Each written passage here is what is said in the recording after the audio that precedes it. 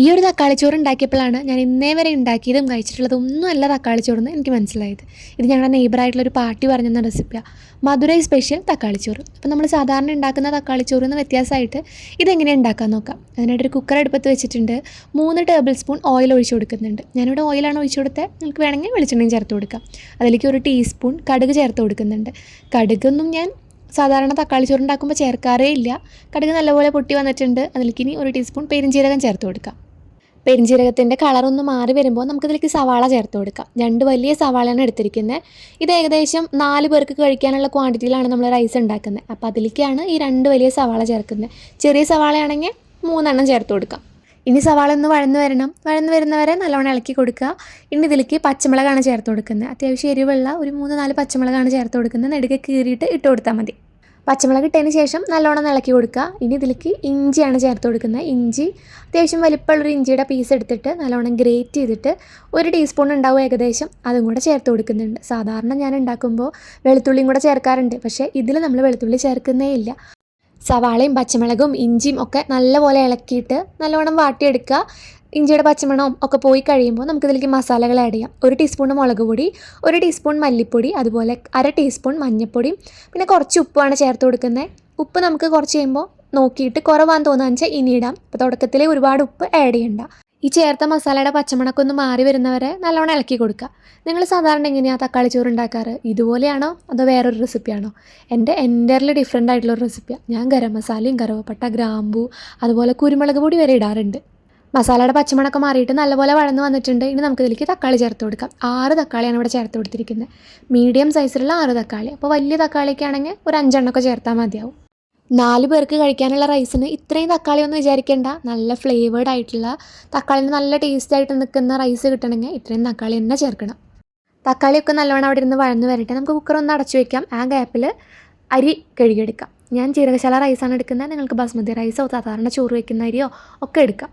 ഇത് 400 ml ഒരു കപ്പാണ്. 400 ml ഒരു കപ്പിൽ റൈസ് എടുത്തിട്ടുണ്ടെങ്കിൽ 4 പേർക്ക് കഴിക്കാനായിട്ടുണ്ടാവും. അപ്പോൾ ഈ ഒരു കപ്പിലാണ് നമ്മൾ അളന്നെടുക്കുന്നത്. ഈ അരി 2-3 വട്ടം നല്ലോണം കഴുകിയിട്ട് ഡ്രെയിൻ ചെയ്യാനായിട്ട് വെക്കാം. അതുപോലെ 1 കപ്പ് അരിക്ക് 1.5 കപ്പ് എന്നുള്ള അളവിൽ വെള്ളം ചൂടാക്കാനും കൂടെ വെക്കാം. ആ സമയം കൊണ്ട് തക്കാളിക്ക് ഒന്ന് വഴന്ന് വന്നിട്ടുണ്ട്. നമുക്ക് നല്ലോണം ഒന്ന് ഇളക്കിയെടുക്കാം. ഞാൻ വലിയ പീസായിട്ട് കട്ട് ചെയ്തുകൊണ്ട് ഇത് വേവാനായിട്ട് കുറച്ച് സമയം എടുത്തു. അപ്പോൾ നിങ്ങൾ അരിയുമ്പോൾ ചെറിയ പീസായിട്ട് കട്ട് ചെയ്യാനായിട്ട് ശ്രദ്ധിച്ചാൽ മതി. അപ്പോൾ വേഗം വഴന്ന് കിട്ടുമല്ലോ. തക്കാളി നല്ലോണം ഉടഞ്ഞിട്ടുണ്ടായിരുന്നില്ല. അപ്പോൾ ഞാനൊരു 5 മിനിറ്റും കൂടെ ഒന്ന് അടച്ചു വെച്ചിട്ടുണ്ടായിരുന്നു. കുക്കർ വിസിലിടാതെ വെറുതെ അടച്ചു വയ്ക്കുന്നേ ഉള്ളൂ കേട്ടോ. ഒരു 5 മിനിറ്റും കൂടെ അടച്ചു വെച്ചപ്പോൾ തക്കാളിയൊക്കെ നല്ലോണം വെന്തുടഞ്ഞ് സോഫ്റ്റായി കിട്ടിയിട്ടുണ്ട്. ഈ ഒരു പരുവത്തിലാണ് നമുക്ക് കിട്ടേണ്ടത്. ഇതിൽ കുറച്ചും കൂടെ ഓയിലൊക്കെ ചേർത്തിട്ടുണ്ടെങ്കിൽ നമ്മൾ ആ കുക്കറിൻ്റെ മൂടി മാറ്റുമ്പോൾ തന്നെ എണ്ണയൊക്കെ തെളിഞ്ഞ് വന്ന് കിടക്കുന്നുണ്ടാവും. നമ്മളിതിൽ ഇനി നെയ്യ് ആഡ് ചെയ്യുന്നുണ്ട്. അതുകൊണ്ടാണ് ഞാൻ അധികം ഓയിൽ ആഡ് ചെയ്യാതിരുന്നത്. മസാല നല്ലോണം വഴന്ന് വന്നിട്ടുണ്ട്. ഇനി നമുക്കിതിലേക്ക് നേരത്തെ എടുത്ത് കഴുകി ഡ്രെയിൻ ചെയ്ത് വെച്ചേക്കണ അരി ചേർത്ത് കൊടുക്കാം. പിന്നെ ശ്രദ്ധിക്കേണ്ട കാര്യം, ഇത് കുക്ക് ചെയ്യുമ്പോൾ അത്യാവശ്യം വലിയ കുക്കർ തന്നെ എടുക്കുക. നമ്മൾ ഉണ്ടാക്കുന്ന റൈസിൻ്റെ ക്വാണ്ടിറ്റി കൊള്ളുന്ന കപ്പാസിറ്റിയുള്ള കുക്കർ എടുക്കാനായിട്ട് ശ്രദ്ധിക്കണം. അല്ലെങ്കിൽ പിന്നെ വെള്ളം ഒഴിക്കുമ്പോൾ അത് ചീറ്റിപ്പോവുകയും അല്ലെങ്കിൽ വെന്ത് കഴിയുമ്പോൾ സ്പേസ് ഇല്ലാണ്ട് വരികയും അങ്ങനെയുള്ള ബുദ്ധിമുട്ടുകളൊക്കെ ഉണ്ടാവും. പിന്നെ മാറ്റാനൊക്കെ നിൽക്കേണ്ടി വരും. റൈസും മസാലയും കൂടെ നല്ലോണം ഇളക്കിയെടുക്കണം. മസാലയും ചോറും നല്ലോണം മിക്സായി കഴിയുമ്പോൾ നമുക്കിതിലേക്ക് വെള്ളം ചേർത്ത് കൊടുക്കാം. 1 ഗ്ലാസ് അരിക്ക് 1.5 ഗ്ലാസ് വെള്ളം ചൂടാക്കാനായിട്ട് വെച്ചിട്ടുണ്ടായിരുന്നു. ആ വെള്ളം ഇതിലേക്ക് ചേർത്ത് കൊടുക്കുക. വെള്ളം ആഡ് ചെയ്തുകൊണ്ടിരിക്കുമ്പോൾ ഫ്ലെയിം ലോ ആക്കിയിട്ടിടണം. ഹൈ ഫ്ലെയിമിൽ വെച്ചിട്ടുണ്ടെങ്കിൽ വെള്ളം പെട്ടെന്ന് തന്നെ വറ്റിപ്പോവും. പിന്നെ റൈസ് വേവാനുള്ള വെള്ളമൊന്നും ഇല്ലാതെയായിപ്പോവും. വെള്ളം ഇട്ടിട്ട് നല്ലോണം ഇളക്കിയെടുക്കുക. ഇനി നമുക്കിതിലേക്ക് മല്ലിയിലയും കറിവേപ്പിലയും കൂടിയാണ് ആഡ് ചെയ്യുന്നത്. നിങ്ങളുടെ ഇഷ്ടത്തിനനുസരിച്ച് ആഡ് ചെയ്യും. ഞാനിവിടെ 1 പിടി മല്ലിയിലയും 3-4 തണ്ട് കറിവേപ്പിലയാണ് ചേർത്ത് കൊടുക്കുന്നത്.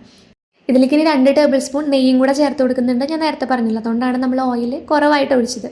പിന്നെ ഈ നെയ്യിൻ്റെ അളവും ഓയിലിൻ്റെ അളവൊക്കെ നിങ്ങളുടെ ഇഷ്ടത്തിന് കൂട്ടുകയും കുറയ്ക്കുകയും ഒക്കെ ചെയ്യാം. സോൾട്ട് ചെക്ക് ചെയ്ത് നോക്കുമ്പോൾ ചെറിയൊരു കുറവുണ്ടായിരുന്നു. അപ്പോൾ ഞാൻ കുറച്ചും കൂടെ ഇട്ട് കൊടുത്തിട്ടുണ്ട്. ഇനി നല്ലോണം ഇളക്കിയിട്ട് കുക്കർ അടച്ചു വെച്ചിട്ട് വേവിക്കാം. ഞാനിത് സ്ലോ കുക്കിയാണ് ചെയ്തത്. അതായത് കുക്കർ അടച്ചു വെച്ചിട്ട് 5 to 7 മിനിറ്റ് സിമ്മിൽ അങ്ങനെ വെച്ചു. വിസിലൊന്നും വന്നില്ല, ഹൈ ഫ്ലെയിമിലും വെച്ചില്ല. പ്രഷറൊക്കെ കംപ്ലീറ്റ്ലി പോയതിന് ശേഷം കുക്കർ തുറന്നപ്പോൾ നല്ല പെർഫെക്റ്റായിട്ട് റൈസ് വെന്ത് കിട്ടിയിട്ടുണ്ടായിരുന്നു. ഇപ്പോൾ കാണുമ്പോൾ ഓവർ കുക്കായ പോലെയും അല്ലെങ്കിൽ കുഴഞ്ഞിരിക്കുന്ന പോലെയൊക്കെ തോന്നും. അത് ചൂട്ടോടെ ആയതുകൊണ്ടാണ്.